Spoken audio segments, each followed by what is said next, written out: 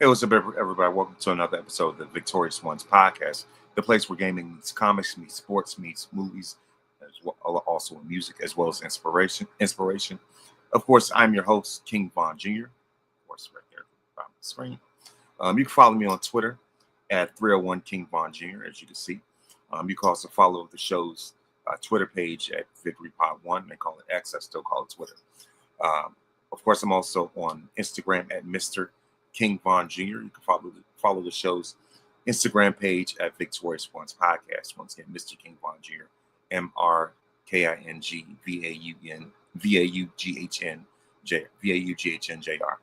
MR King VAUGHNJR. Mr. King Von Jr. For those that want to know. I'm also a social media producer for Perfect Plex Talk Radio on Mondays at 6 p.m. hosted by a friend of the program, Mike Knox. And so, with that being said, let me go switch this hat.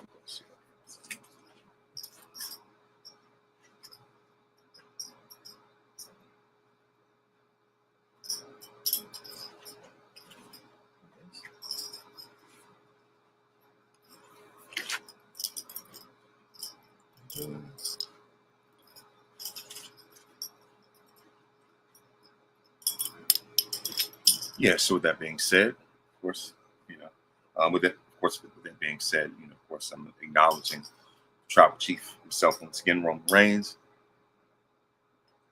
Before we get into the weekend wrestling, I'm going to give a recap of the Super Bowl.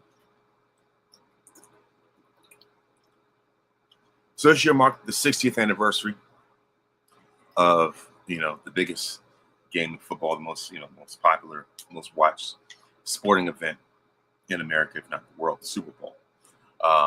And so I want to say congratulations to the Seattle Seahawks for crushing the New England Patriots 29-13 to capture their second Super Bowl in franchise history. And so this is, instead of the Legion Boom, this is the dark side defense. And Kenneth Walker was named Super Bowl MVP. Sam Darnold finally won a ring. And it's funny how he's got a ring before both Lamar Jackson and Josh Allen, who were definitely seen much higher up in the pecking order of quarterbacks than him. And so for him to, for Sam to change his narrative for the better, congratulations to him. And and the thing is, this was definitely revenge for for Super Bowl 49, where the Patriots won, with a last-second interception, because Russell Wilson Russell Wilson threw the ball into on first and goal instead of handing it off to Marshawn, and so this is definitely a payback for that. And so like Marshawn said, it's nothing like getting your lick back, and so this was definitely Seattle's lick back. And so and of course, going to the game, I already picked the Seahawks, like many people, and for good reason, obviously from what we saw, right? Even though the game was actually dragging going into halftime, nothing but field goals. There was nothing like no shot of excitement. And eventually, there was a shot in the arm once you got into the third quarter when they finally started scoring. And so but it was definitely a defensive oriented game, and so of course I liked the introduction to the Super Bowl. Of course, Coco Jones did a great job, with the of course with Lift Every Voice. Of course that was also her outfit. For those that don't know, was a tribute to Whitney Houston, who performed the national anthem. It was a Super Bowl 25. And so it's been 35 years since then, and so that was her tribute. Only thing is that only difference, obviously, is that Coco, of course, she had that long white skirt. But other than that, she had like a track jacket. So and of course her background instrumentalists, had white sweatsuits themselves. So I put two and two together, and I was like, that's what it was. But like I said, of course, the game itself, it's definitely kind of dragging. But the thing is, as far as the introductions, shout out to Green Day for kicking off the Super Bowl. They couldn't find they couldn't find anybody better. You know, of course, another group that knows how to make a statement in their own way. You know, with shout out to their song "American Idiot." Boulevard of Broken Dreams, two of my favorites. And I like how they, of course, I like how they honored, some of the previous Super Bowl MVPs, especially with it being in San Francisco. You know, what I mean, I think that was the best place, honestly, to commemorate the 60th anniversary, to commemorate the 60th anniversary of the Super Bowl. What better place than, what better location than a place that has a legendary franchise with legendary players. So the 49ers are one of the flagship franchises in NFL history. And so, I mean, and the thing is, I got a glimpse of what it's going to look like.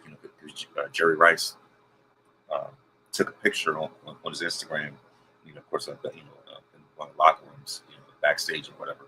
It was him and some of the other guys, former Super Bowl MVPs, and then, like I said, they would be honored. They had these really cool Letterman jackets. You know what I mean? I like that. And so, like I said, it was a great way, small homage, if you will, to the history of the game.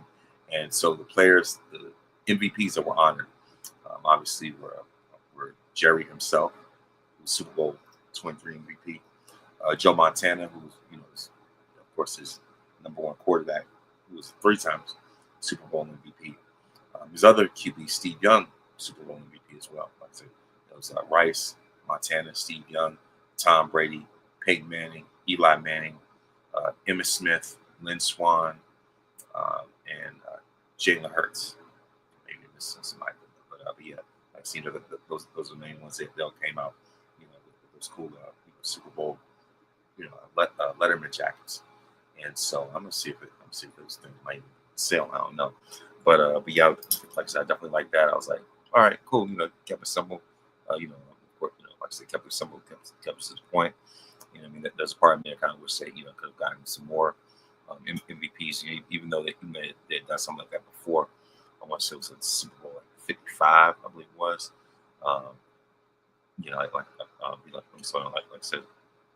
Like I said, like I said, it was I would say it was Super Bowl 54, I believe it was. But it was like a halftime show where they were honoring.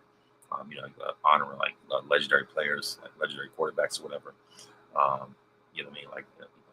Such as Brady, Peyton Manning, Favre, Montana, Elway, dudes like that. So, I guess for the sake of time, I guess they couldn't really round up everybody else that they could have had. Whether it was Aikman, Bradshaw, who were former Super Bowl MVPs themselves. You know what I mean? And so, but of course, Staubach as well. But hey, I'm not complaining. Like I said, I'm glad that they're still here among us.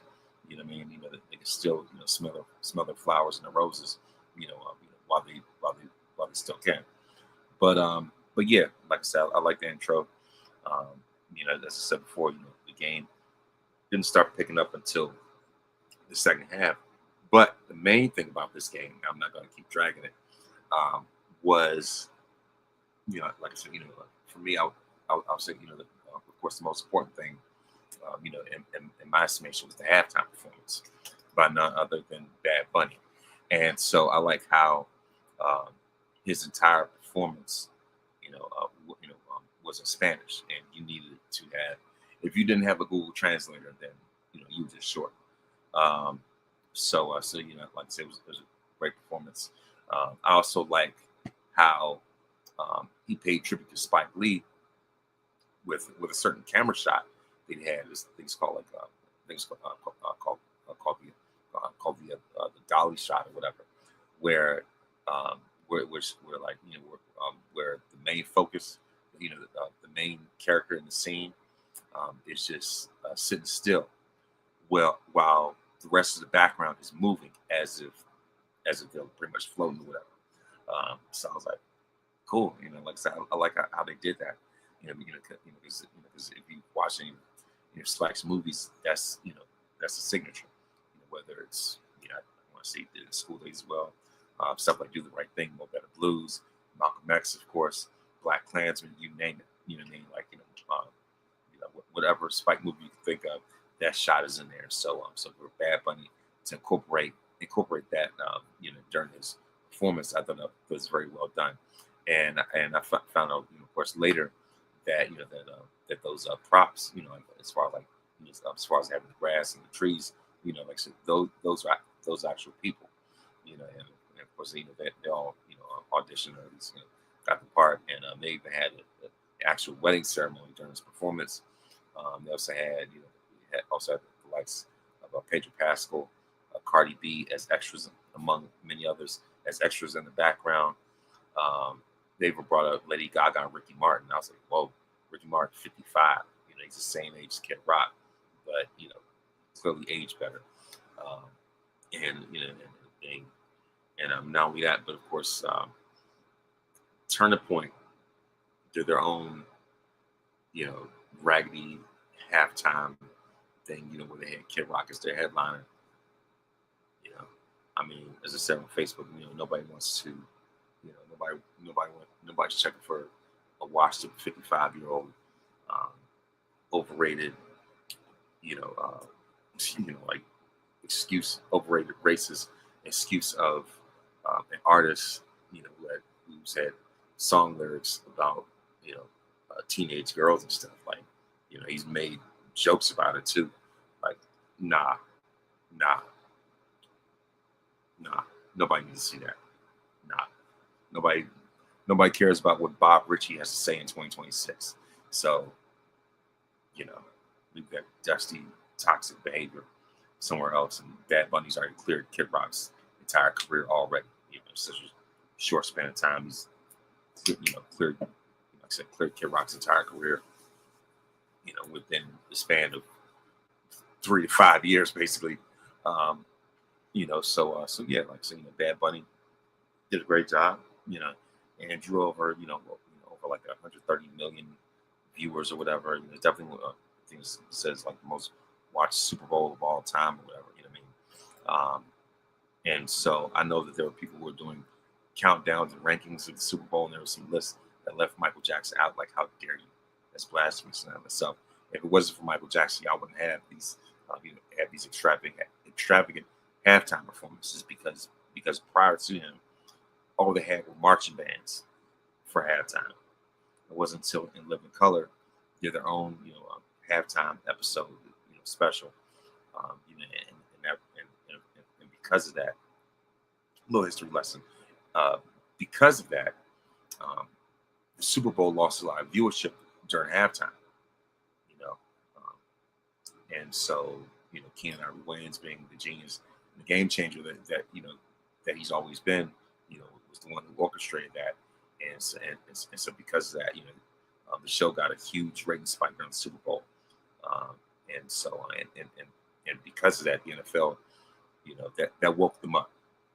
And so because of that year, because of that special, they decided to shut that down altogether and get Michael, and of course bring in Michael Jackson, and that turned the halftime performances all around altogether, completely, completely revolutionized the Super Bowl halftime show as we know it. And so because of that, those same people that they're watching that In Living Color halftime episode, those same people the next year, of course, glued to the NFL's halftime performance, because of Michael. And so that was a game changer by in and of itself, and they never looked back since. You know what I mean? And so for that alone, I would say that's number one. Number two, I would say Prince's, Purple Rain halftime concert. Number three, I think I would still go with with the Dr. Dre and his West Coast Avengers halftime performance. That's kind of tough. There's several of them. Of course, Kendrick by himself is definitely in that conversation. You know what I mean? So like I said, that's something to think about another time, another day. But but like I said, as far as that, um, once the Seahawks, like I said, of course, back to the game. Once the Seahawks really kicked into high gear, they kicked in and they never, ever, ever looked back. And so I was like, this is what it needs to be. And the Patriots have been down bad. A terrible time to be a Patriots fan right now, because not only do both your owner and your coach, former coach, get snubbed from the Hall of Fame, um, obviously because of Spygate. That's really what it is, all the cheating and stuff. And so the Hall of Fame committee stands 10 toes down on that decision. Like I said, not only do the guys that that built this empire, not only do they get snubbed from their first year of eligibility, but your team loses in a bad way too. And not only that, but but of course, Stephon Diggs, loses his girl Cardi B. So it was just like, one moment, when they beat the Broncos, Cardi's celebrating like, yeah, we're going to the Super Bowl. We're going to the Super Bowl. I mean, in the freezing cold of Mile High Stadium, she was out there celebrating, saying, yeah, we're going to the Super Bowl. Going to the Super Bowl. And then, before you know it, Cardi ends up leaving, like after halftime, and somewhere like going to the third quarter, like closer to the end of the game, or whatever. And so, I want to say this had to be like sometime before the Super Bowl, probably, whatever. But I know that there was a clip from some Fanatics event, or whatever. And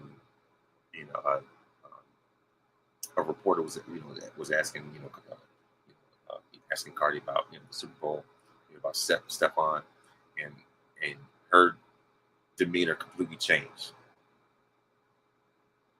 The Cardi that was celebrating when the Patriots beat the Broncos was not the same Cardi on that red carpet. She's like, yeah, we're going to the Super Bowl. And she just, like, all that animated, attitude and all the type of stuff was gone.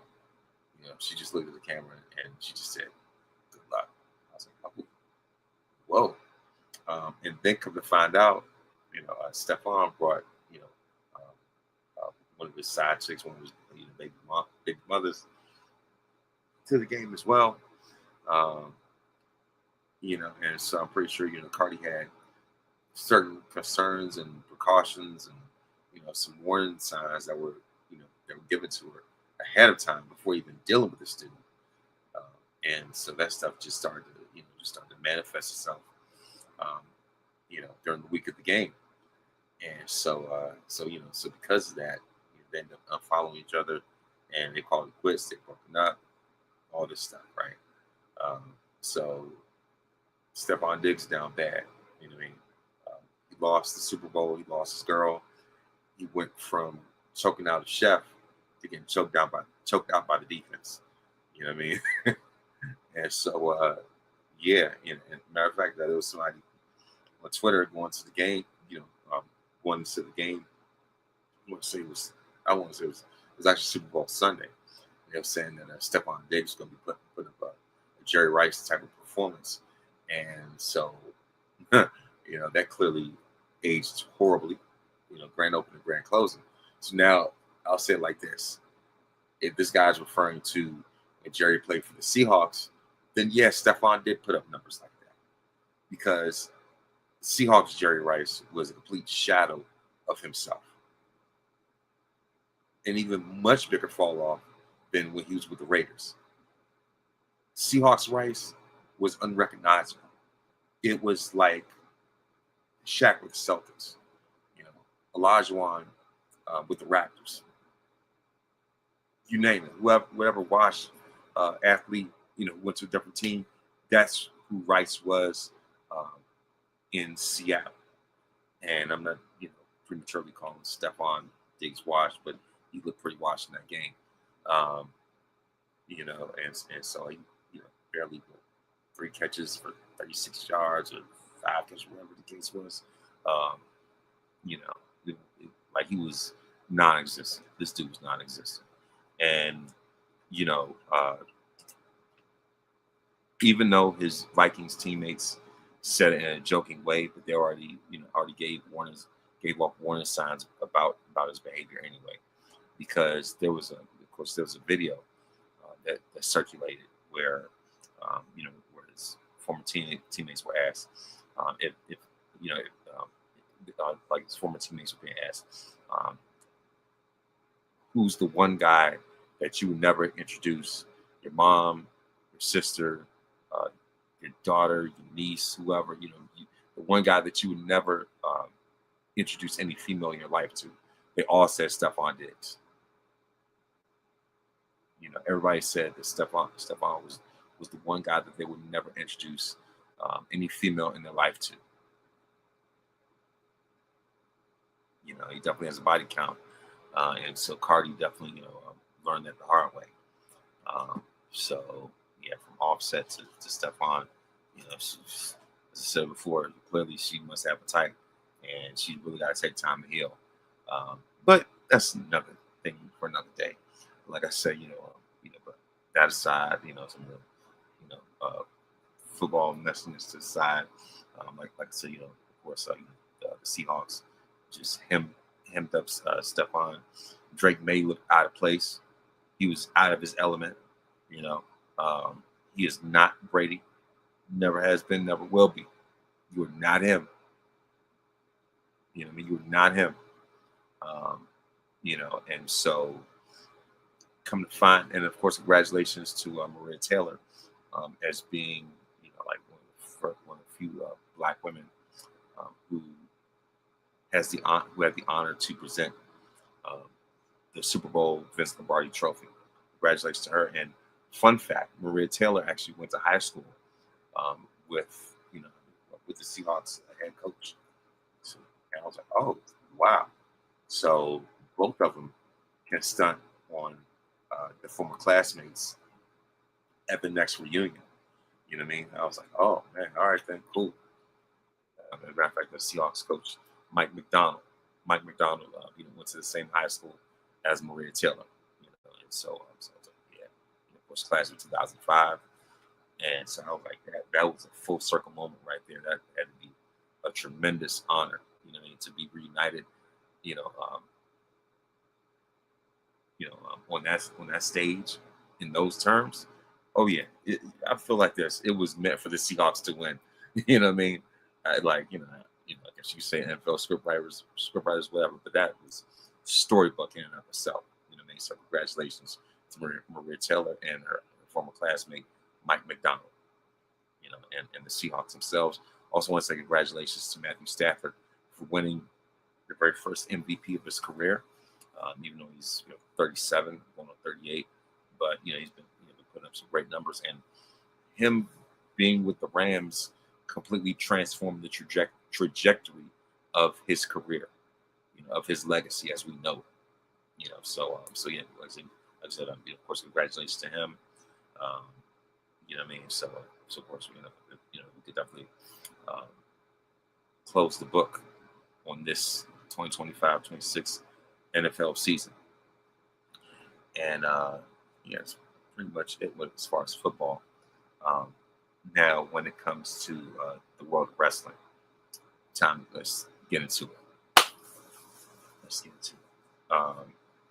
So yeah, like I said, of course, like the first half of this,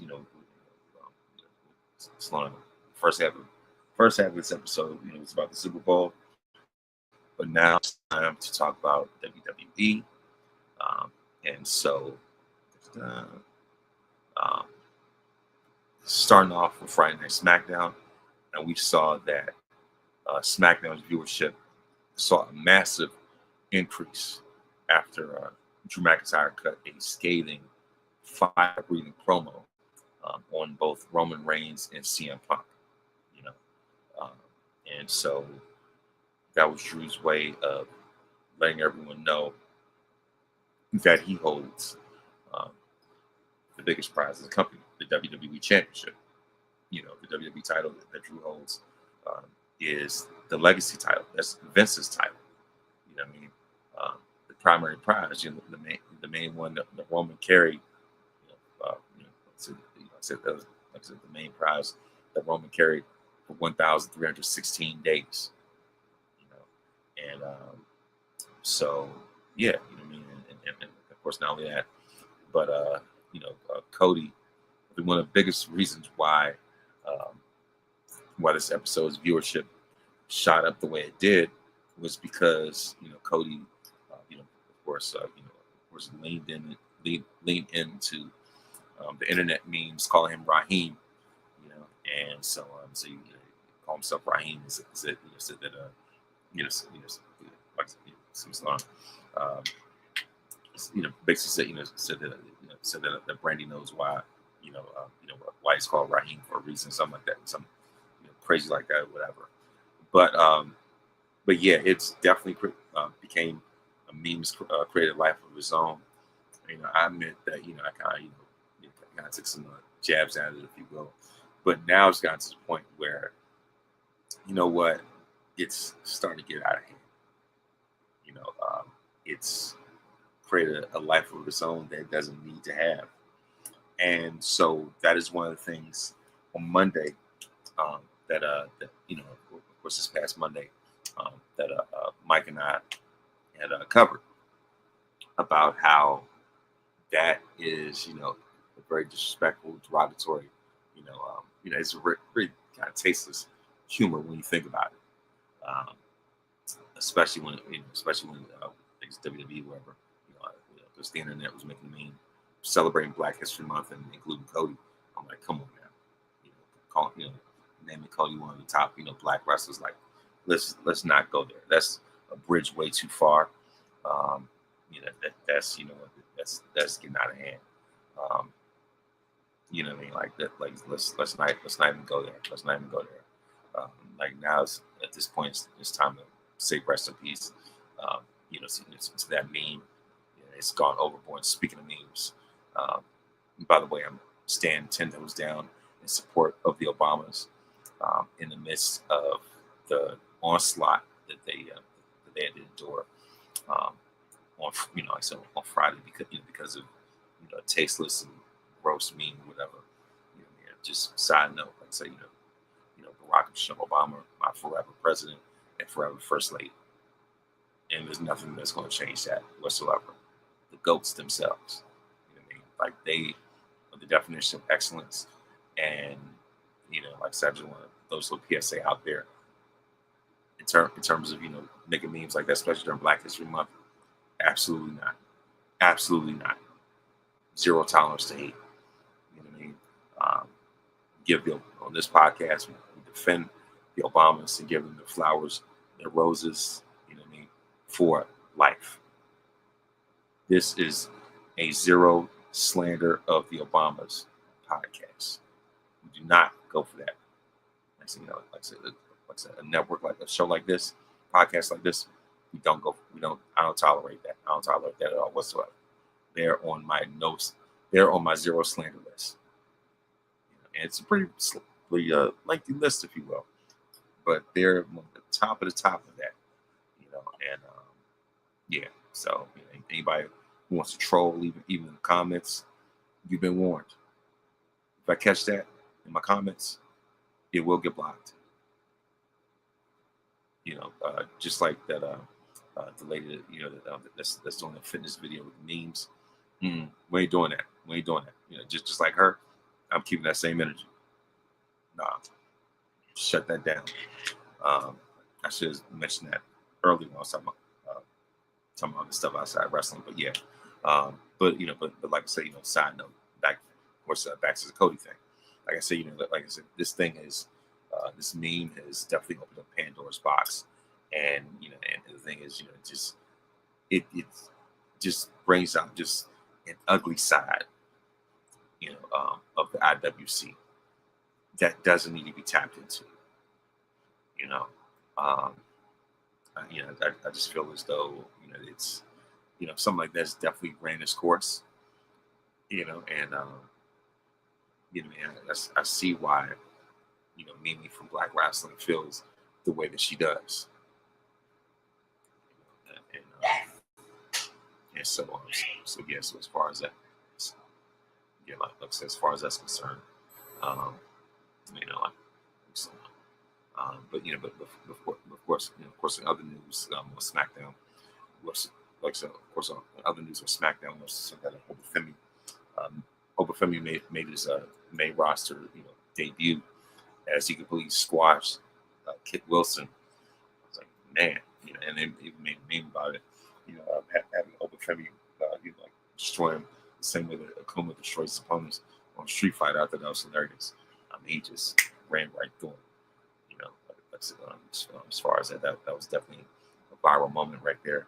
Um, and so of course, in other news, other highlights, of course, on SmackDown, we saw that, of course, we saw that the Jade Cargill and Jordan Grace eventually joined forces, um, and it was made official by Nick Aldis for them to take on Liv Morgan and Raquel Rodriguez. And when I say that Liv Morgan is in her element, she is a trash talking machine. She knows how to really get under your skin and annoy the mess out of you.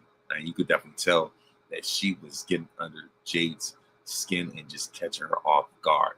You know what I mean? Like, Liv is a mind games machine when it comes to that. I mean, she is one of the masters of mind games, and just, it just knows how to, just knows how to just pretty much, just get you all shook up, if you will. And we saw that with Jade, and so of course it eventually became a tag match. In this case, Jade Cargill and Jordan Grace defeated Liv Morgan and Raquel Rodriguez. And so yeah, of course, we're gonna have Jordan Grace looking to challenge, of course, Jade Cargill for the WWE Women's Title, so that she could try to shut down Jade's WrestleMania plans. So and also another women's tag match, we saw that Rhea Ripley, Scott defeated Julia, defeated Julia and Kiana James to of course to still be the women's tag team champions. And I definitely like the chemistry between Rhea and Io, and they're definitely elevating another team that's elevating women's tag titles. And we've seen that since the likes of Bianca and Jade. To a certain extent, even most recently, when it came to Charlotte and Alexa. So yeah, you know what I mean. Charlotte and Alexa, the Kabuki Warriors, and now Rhea. And so, and of course, you also had a triple threat match for a qualifier for the Women's Elimination Chamber. In Tiffy time, Tiffany Stratton defeated Chelsea Green and Lash Legend. I really want to see Lash Legend make it to the Women's Elimination Chamber. I really want to see her in there and really be elevated, be elevated and showcase what she can really do because of how impressive she was in the Royal Rumble. I felt as though I should have given her enough momentum to be a part of the women's chamber, where she wouldn't have to go through a triple threat match like this or be in this position. So I feel as though, Lash definitely deserves a spot in an environment like that. Now for the men's elimination chamber, we saw the Viper, Randall Keith Orton, defeat Solo Sikoa, Aleister Black by way of pinfall with the RKO on Solo. I like how Orton did, never fell for that Samoan Spike. So I thought that was pretty cool. But yeah, of course, pretty much it right there. And of course, Carmelo Hayes, continuously reigns as the United States champion. So yeah, Um, of course, Tiffany won with the prettiest moonsault ever on Chelsea, and of course, Orton won with RKO. You know what I mean? And so, of course, as far as that's concerned, and but yeah, that's pretty much it when it comes to SmackDown. Now, when it comes to Monday Night Raw, we saw that LA Knight won his, of course, won his Elimination Chamber qualifier match for men, and of course, Mommy herself, Rhea Ripley, won for the women. So to say both, of course, so they both qualified for the Elimination Chamber. Both of them are headed to Chicago. LA Knight won. He defeated Austin Theory because of interference, from the mat from the hoodie man again. You know, and of course, we don't even know who this hoodie guy is. It's just a lingering, ongoing mystery. And also, speaking of the Vision, it has been confirmed that Braun Breaker has been sidelined because of his hernia. So now he's going to need hernia surgery, and so apparently he must have messed up his hernia when he was picking up, just when he was lifting at an announce table. But he's going to be out indefinitely, which really sucks, and it certainly kills his momentum. So now that explains why he was eliminated so fast in the Royal Rumble, as a way to write to write him out of the storyline for right now. So yeah, as far as that, that's definitely a major blow. And so yeah, like I said, of course, we saw that Rhea Ripley defeated Lyra Valkyria and Ivy Nile in a women's triple threat. Of course, by way of the Riptide. And so yeah, that's what it was. So so those were those were standout moments. I guess the dud of the night, if you will, was Natty versus Maxine Dupree. And of course, this feud doesn't really feel as special as like a student versus teacher type of thing. But of course, the match only lasted 2 minutes at most before double count up, and Natty blocked in the sharpshooter on the announce table. So as far as that, of course, only for AJ Lee to make the save, and of course, her and Becky Lynch have unfinished business. So that Becky just had her descend into madness and paranoia. Whenever she sees AJ,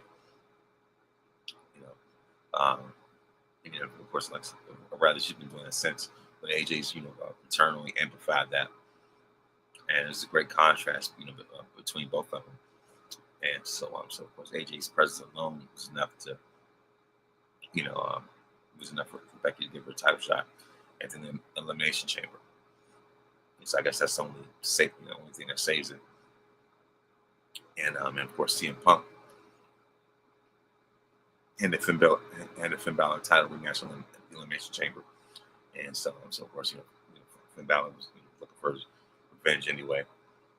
And so and of course Finn Balor's got this thing where he's tired of being overlooked and all this other type of stuff. And there's speculation that was saying that it could possibly be a triple threat between Roman, Punk, and Finn. We don't need that. I'm telling you right now, we really don't need that. Because Finn Balor is not a Daniel Bryan.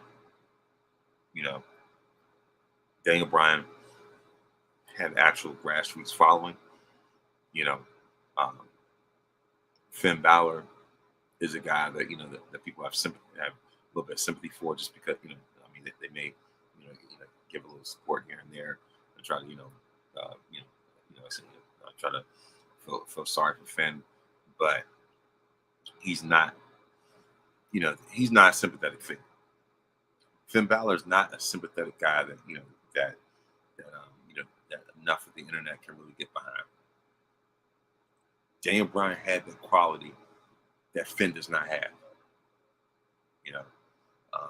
Daniel's more entertaining. Daniel has a certain likability factor that Finn just doesn't have. You know, so since there's nothing about Finn that's that's enough to really cause this massive uproar of of support and you know grassroots fan support or whatever. Like, nah. If anything, I feel as though his main focus needs to be on Dirty Dom and to get the title off him, so the Judgment Day can finally just disband and blow up the whole thing altogether. Right? You know, if you want to give Finn one last shot of Punk, whatever, maybe you have interference from Dirty Dom or whatever. What the case may be or something. But yeah, so like I said, as far as that, I would have it. I'd rather have, if anything, there's a bigger story with Finn and Dom, like I said, between Finn and Dom, rather than Finn and Punk, because all Punk really did, was just tell Finn that he needs to drop the Judgment Day like dead weight. If anything, if anything, Punk was giving him game. Punk was telling him, look, these dudes are holding you back, right? So Punk, was trying to find a way to save him, really. And Punk was right. So, and not only that, but also, Dirty Dom pinned Finn last year in that Fatal 4-Way at WrestleMania to become the Intercontinental Champion. So Dom pinned Finn. So there's a much deeper storyline with that. With Roman and Punk, it's personal. It's straight personal. They're a much deeper layer when it comes to them that needs to be resolved. They need to battle this stuff. This is a one-on-one battle it out.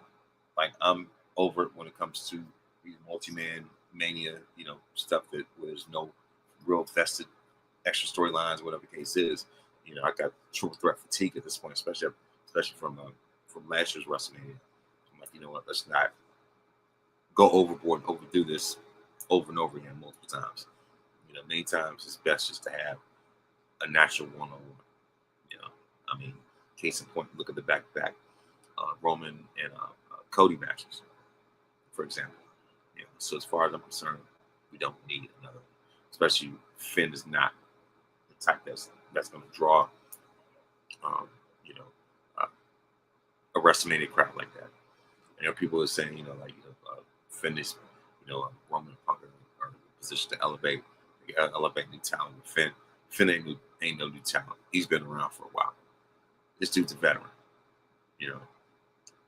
So it's not like he's some rising up and comer. Like, it's not like it's one thing if Roman was elevating somebody like Open Finn or Braun Breaker. That's one thing. That's the future. But Finn Balor, no. Finn's older than Roman. There's nothing that Finn gains out of this. Besides really short title reign and another injury. So there's no real investment that comes from that. So no, you keep that, throw that thing in the garbage. But yeah, so yeah, like, and of course, I'm pretty sure that that there is, I guess you could say, somewhat of a concern if whether or not someone like Roman can still create the company, or if he can if he can elevate this a world title. To that, I would say yes, even though he's has a schedule that he has. But whenever he does show up, it's a big deal. It's a spectacle, and I don't think they would bring Roman this far just to pull the rug out from under him like they did in 2015. You know, because when Roman was on Pat McAfee's show, he read the company for filth. He read TKO and writers and all this stuff are absolutely filthy because they haven't really elevated any really significant enough stars ever since Roman lost the title. To that, I would say he certainly has a point. So like I said, not only was because of that, but also, for the company to show these vignettes, promos rather, of Roman leading into the Royal Rumble. They keep showing these,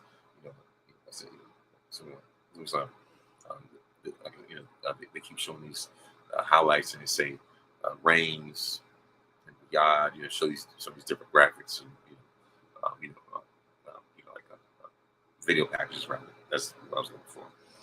They kept showing these video packages of Roman. It said Reigns, it said Riyadh.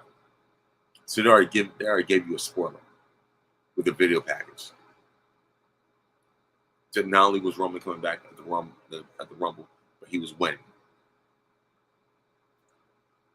It only makes sense, for Roman to win a Rumble and finally win a title at WrestleMania, because the last time he won the Rumble, obviously, so happened with Seth's cash-in. So for someone of Roman's caliber, I think he's very deserving of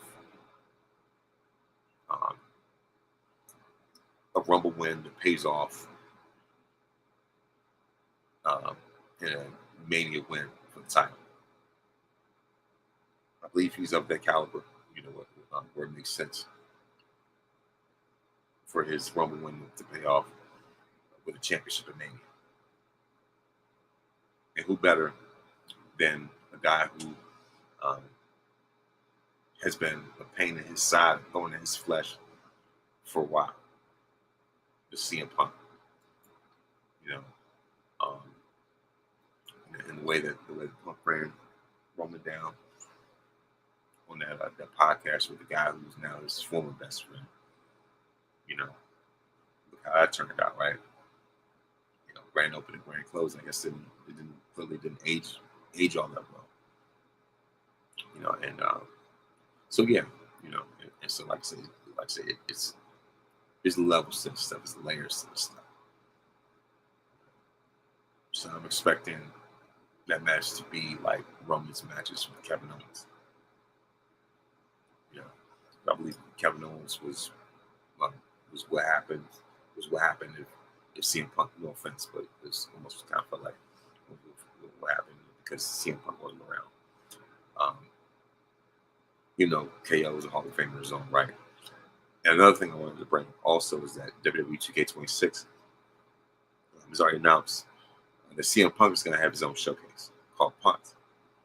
And so, of course, they're going to so you can relive Punk's, classic matches, stuff like that. And one glaring omission from that catalog is the 2011 Money in the Bank match with John Cena. I believe we all know why. His VKM is not there anymore, so that was pretty obvious. But there's still plenty of other matches from CM Punk's catalog that you could choose from. They have like the younger ROH Punk in the game. They have Strange Society Punk. They have Best in the World 2012 CM Punk. All those things. Like I said, historical matches, faithful recreations of real WWE matches. So I'm looking at SmackDownHotel.com. They're the ones who they're the ones who break the news about about any WWE games and things like that. So they're the main ones who really break the news down when it comes to these WWE games. And so the showcase is going to be divided three categories: historical matches, faithful recreations of Punk's previous matches. I say historical matches, the matches he already had. Fantasy warfare, dream matches where eras collide in the ring. So you had a dream match with Stone Cold, if you like. I'm pretty sure. And what if matches, alternate reality scenarios that rewrite history. So you can tell, I can tell they're definitely taking a page out of the Bloodline Showcase from 2K25. So yes, that's really what it is. Because that same showcase had those three elements as well. Your historical matches, the matches already happened. So of course you'll have also have your fantasy warfare matches, such as, for example, the Wild Samoans versus the Dudley Boys, stuff like that, or the what if, what if Roman Reigns did not get himself disqualified against Seth Rollins? What if Roman actually beats Seth 1, 2, 3? Things like that. So in this case, they're gonna have that same thing for Punk. So the matches that have been confirmed are SummerSlam 2008 versus JBL for the World Heavyweight Championship. They're also gonna have Armageddon 2008 against Rey Mysterio for the #1 contender for the Intercontinental title. We're also gonna have WrestleMania 27 versus Randy Orton. Elimination Chamber 2013, the match where, of course, the match where he lost the titles to The Rock. The match where his 434 days came to an end at the hands of The Rock. Raw 2013, the #1 contender match. Of course, John Cena. Cena goes on to win and defeats Rocket. Mania 29 for the title. WrestleMania 29 versus Undertaker. Just to name a few. They even have SummerSlam 2013 versus Brock Lesnar. So it's really getting good. So they even have Bad Blood 2024 versus Drew McIntyre. So yeah, they even have the triple threat match from last year's WrestleMania 41, Punk versus Seth Rollins versus Roman Reigns. I'm liking this. And of course some of the fantasy warfare matches. Punk versus Stone Cold Steve Austin, Punk versus Eddie Guerrero, and Punk and AJ versus Miz and Maurice. I don't know if that's necessarily a fantasy warfare match, but whatever. Confirmed matches, CM Punk from TNA ROH versus whoever. They also have Punk and of course, it's a possible showcase match. It's almost Punk and AJ versus Seth and Becky from WrestlePalooza. Y'all can see that. So as far as that, I'm looking forward to this Punk showcase. It's funny how the guys that are confirmed for WrestleMania, two opponents, have been on. I find it funny that that the first official confirmed match, the guys that are going to be facing each other for the title are the last two cover stars for WWE 2K. Roman Reigns for 2K25, CM Punk for 2K26. So I find it very fitting that the World Heavyweight Championship match is going to be between the last two cover stars for 2K. You know what I mean? So I feel that's why I say I feel like it's meant for them to just be one-on-one. So I definitely look forward to that. So yeah, that's just pretty much it. And so like I said, I feel as though Roman more than has what it takes to really carry Monday Night Raw and to bring this title to even newer heights than ever met before. I mean, look what we did. Look what we did with the WWE title, Universal title. What happened? Look what we did with that. I'm not saying he's going to hold the title for 1,000 days again, but I feel as though he could definitely raise the stock even more. Especially when Punk was talking about how he graciously stepped away from the ring for 10 years, and of course it's a Roman, of course allowing Roman to take that long to to be the superstar that he is. I'll say it like this. And shout out to Frankie on ESPN, on Twitter, ESPN Frankie. I agree with him. Roman didn't need 10 years to clear Punk's legacy completely. It took Roman less than 10 years to clear CM Punk's legacy completely, to eclipse CM Punk. It didn't need Roman 10 years to do that. You know what I mean? I feel as though once I've said it before, I'll say it again. I believe as though Roman already surpassed Punk even long before reaching 1,000 days. I feel as though we look at the time even before that, when he was champ for 500 plus days or whatever, he was already shooting past Punk anyway. He had more main events than Punk ever had before. And better quality opponents, storylines, and when it comes to stats and money and all this things like that, the results speak for themselves, right?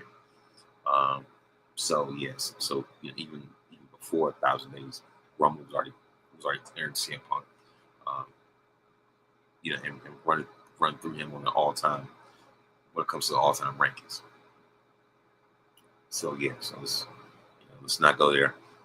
For sure, the top two champions of the 21st century are John Cena and Roman Reigns. Point blank, period. End of story. So that's pretty much it right there. So yeah, and now it is time to go into these birthday shout-outs, which I've pretty much been known to do, which I enjoy doing. So February 11th, Kelly Rowland turned 45. Brandy turned 47. February 12th, Bill Russell would have turned 92. Of course, 11-time champion, basketball icon, the late great Bill Russell would have turned 92. Late night talk show comedy legend Arsenio Hall turned 70 on February 12th. On the same day, Josh Brolin, they're known for being in the Goonies and also playing Thanos in Infinity War, turns 58. February 13th, Randy Moss turns 49. Chris Bay turns 30. February 14th, Valentine's Day, Drew Bledsoe turns 54. Ken Shamrock, of course, turns 62. February 15th, Meg Thee Stallion turns 31. Lynn Whitfield turns 72. And of course, February 16th, LeVar Burton turns 69. Ice-T, of course, Ice-T turns 68. Of course, Elizabeth Olsen turns 37. February 17th, Michael Jordan, the greatest of all time, turns 62. Jim Brown would have turned 90. Billy Joel Armstrong of Green Day turns 54.